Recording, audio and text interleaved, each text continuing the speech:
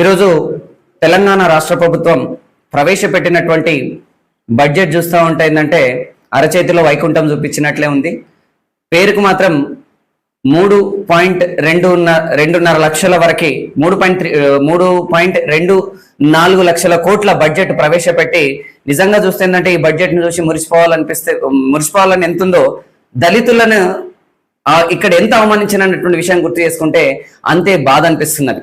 ఎందుకంటే గతంలో చూసినప్పుడు 2025-26 సంవత్సరంలో ప్రవేశపెట్టినటువంటి బడ్జెట్ ఏదైతే ఉందో ఆ బడ్జెట్ లో దాదాపుగా దళితుల సంక్షేమం కోసం దాదాపుగా 32,000 కోట్ల రూపాయలు బడ్జెట్ ప్రవేశపెట్టినటువంటి ప్రభుత్వం ఇప్పుడు 2026-27 సంవత్సరానికి వచ్చేసరికి పూర్తిగా దాన్ని దాదాపుగా 11,000 కోట్లకు తగ్గించింది.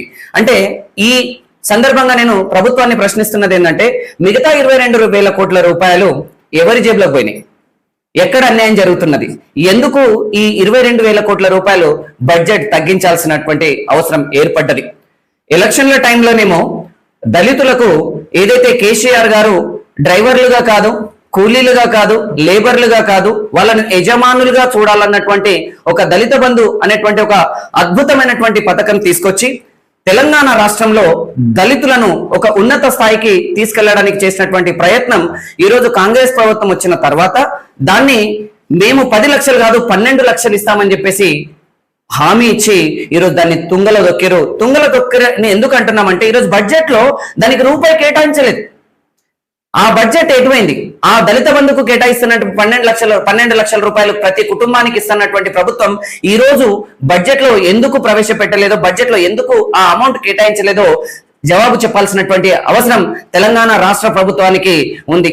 కేవలం ఇదే కాదు, నేను ఇప్పుడు రాష్ట్ర ప్రభుత్వానికి ఒక విషయం గుర్తు చేయాలనుకుంటున్నా. ఖర్గే గారి చేతుల మీదుగా చేవెళ్లలో SC/ST సంబంధించి డిక్లరేషన్ చేశారు. ఆ డిక్లరేషన్ లో పెట్టినటువంటి విషయాలు చూస్తే మాత్రం నిజంగా దళితుల జీవితాలు ఎంత అద్భుతంగా మారబోతున్నాయి. మార్పు కోరుకున్నాం కదా, ఈసారి తప్పకుండా మార్పు తీసుకొద్దామని చెప్పేసి ఈ డిక్లరేషన్ చూసిన తర్వాత ఎంతో మురిసిపోయారు. కానీ తీరా చూస్తే మీరు ఈరోజు దళితుల నోట్లో మట్టి కొట్టినటువంటి పరిస్థితి. ఎస్సీ రిజర్వేషన్ల పెంపు ఊసు లేదు. అంబేద్కర్ అభయహస్తం అదే పేరు మార్చారు, అది ఊసు లేదు. ప్రత్యేక రిజర్వేషన్లు SC/STలకు ప్రత్యేక రిజర్వేషన్లు అన్నారు, దాని ఊసు లేదు. మళ్ళీ ఇందిరమ్మ ఇళ్లలో పోయిన బడ్జెట్ లో 12,000 కోట్లు ప్రవేశపెట్టడమే కాదు, దళితులకి ప్రత్యేకంగా అక్కడ ప్రయారిటీ ఇస్తామని చెప్పేసి అన్నారు. కానీ ఈసారి తీరా చూస్తే ఏంటంటే 12,000 కోట్లు కాస్త 7,000 కోట్లకు వచ్చినటువంటి పరిస్థితి. అంటే మీ 5,000 కోట్లు ఎటు పోయినాయి? ఇక్కడ కూడా లేదు. తర్వాత ఈ ఏదైతే 3 SC కార్పొరేషన్లు ఏర్పాటు చేస్తామన్నారు, SCకి అంటే SC మాలా కార్పొరేషన్, SC మాదిగ కార్పొరేషన్, ఇంకొకటి ఉపకులాలకు సంబంధించి ప్రత్యేక కార్పొరేషన్లు ఏర్పాటు చేసి దానికి బడ్జెట్ ఇస్తామని చెప్పేసి అన్నారు. దాని ఊసి ఈ ప్రస్తుత బడ్జెట్ లో కేటాయించలేదు.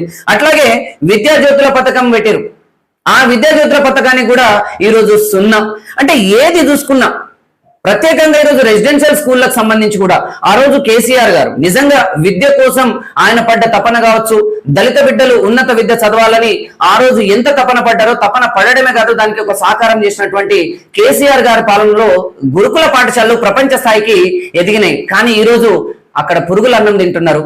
ఎన్నో రోజు ఎప్పటికెప్పుడు చూస్తే కూడా అది విషపూరితమైనటువంటి ఆహారం తిని వాళ్ళ అనారోగ్యానికి గురవుతున్నారు. 100 మంది విద్యార్థులు చనిపోయినటువంటి సంఘటనలు ఉన్నాయి. కానీ ఇక్కడ కూడా ఈ గురుకుల పాఠశాలలో కూడా ఎలాంటి బడ్జెట్ లో ఎలాంటి ప్రస్తావన తీసుకురాకపోవడం నిజంగా ఆలోచించాల్సిన విషయం. ఇక్కడ ప్రతి మండలంలో గురుకులాలు ఉండాలని చెప్పేసి అన్నారు, అది ఆల్రెడీ కేసీఆర్ గారి హయాంలో అయిపోయింది. ఈయన దానికి పేరు మార్చి ఇంటిగ్రేటెడ్ స్కూల్స్ అన్నారు. ఈ రోజు వరకు కూడా ఎక్కడ కూడా ఒక పునాది పడ్డటువంటి దాఖలా లేవు. ఈ రకంగా SC/ST ఏదైతే డిక్లరేషన్ ఉందో దాన్ని కూడా ఈసారి బడ్జెట్ లో ఎక్కడ కూడా రూపాయి కేటాయించకపోవడం నిజంగా ఇది తెలంగాణలో ఉన్నటువంటి దళితులందరినీ కూడా అవమానించేటువంటి బడ్జెట్. కాబట్టి అక్కడ ఉన్నటువంటి దళిత ఎమ్మెల్యేలు అది ఏ పార్టీ వాళ్ళైనా కావచ్చు ఎందుకు ఈ విషయాలని ప్రస్తావిస్తలేరో అర్థమైతలేదు. ఈసారి మీరు ఎన్నికైంది దళితుల రిప్రజెంటేటివ్స్ గా ఎన్నికైనటువంటి మీరు ఈ రోజు దళితులకు జరుగుతున్నటువంటి అన్యాయాన్ని ప్రశ్నించకపోతే రేపటి రోజున దళితుల మనుగడ అనేది ప్రశ్నార్థకం అవుతుంది. కాబట్టి ప్రభుత్వం మరోసారి ఆలోచించి ఎక్కడైతే మాకు అన్యాయం జరుగుతుందో, దళితులకు అన్యాయం జరుగుతుందో ఆ అన్యాయం పైన అసెంబ్లీలో మళ్ళీ గొంతెత్తి ఈ ఎక్కడైతే లోటు బడ్జెట్ ఉందో, ఎక్కడైతే మనకు బడ్జెట్ కేటాయించబడలేదో దానికోసం పోరాడాల్సినటువంటి సమయం ఆసన్నమైంది. కాబట్టి సోదరులారా, దళితులారా, ముఖ్యంగా ఇక్కడ మేల్కొనకపోతే రాబోయే రోజులలో కేవలం మన పేరు మీద వచ్చేటువంటి పథకాలన్నీ పేరుకే మిగిలిపోతాయి. ఆ రోజు కేసీఆర్ గారు ప్రతి సంక్షేమ పథకం ఈ అట్టడుగు వర్గాల, సబ్బండ వర్గాల కోసం తీసుకొచ్చినటువంటిది. అలాంటి పథకాలకు ఈరోజు ఏం లేవు. మీరు చూసుకుంటే సంక్షేమ పథకాలు ఎక్కడ కూడా బడ్జెట్ కేటాయించిన దాఖలాలు లేవు. ఈ రోజు చూస్తే దళిత బంధు జీరో, కేసీఆర్ కిట్ లేదు, బీసీ బంధు లేదు. ఇలా చెప్పుకుంటే పోతే సంక్షేమ పథకాలన్నింటినీ బంధు పెట్టాలన్నటువంటి ఆలోచనతోనే ఈరోజు ఈ అరాచక రిక్త హస్తం అంటే ఖాళీ చేతులు ఉన్నటువంటి కాంగ్రెస్ ప్రభుత్వం ఈరోజు చేస్తున్నటువంటి అన్యాయానికి తప్పకుండా రాబోయే రోజులలో దళిత సోదరులందరూ కూడా మీకు ఓటుతో సమాధానం చెప్తారు. తప్పకుండా మిమ్మల్ని గద్దె దించడం ఖాయం అని చెప్పేసి ఈ సందర్భంగా నేను హెచ్చరిస్తున్నా. జై తెలంగాణ.